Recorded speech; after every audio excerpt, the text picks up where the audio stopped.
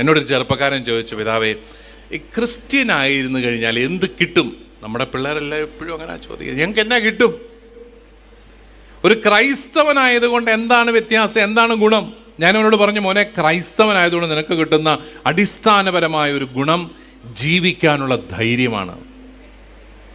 അത് എന്നിട്ട് കർത്താവ് പോയി കുരിശ് മരിച്ചു, പാവം എല്ലാവരും കൂടെ പോയി കുരിശ് തറച്ചു കൊന്നില്ലേ, പിന്നെ എന്നാ ജീവിക്കാനുള്ള ധൈര്യം? 33-ാമത്തെ വയസ്സിൽ മരിച്ചില്ലേ?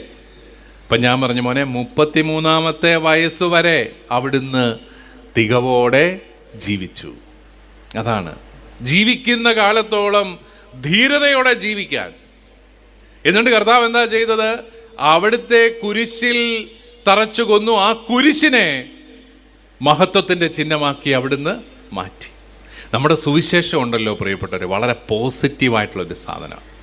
സുവിശേഷം എന്ന് പറഞ്ഞാൽ പാപം, ശിക്ഷ എന്നൊക്കെ ചിലർ അതൊക്കെ വലിയ ഇതാണ്, ഇത് ഭയങ്കര പാപമാണ്, അതാണ് ഇതാണെന്നൊക്കെ പറയും. പക്ഷെ സുവിശേഷം രക്ഷയുടെ ഒരു സന്ദേശമാണ് നമുക്ക് തരുന്നത്, ധൈര്യത്തിൻ്റെ ഒരു സന്ദേശമാണ് തരുന്നത്.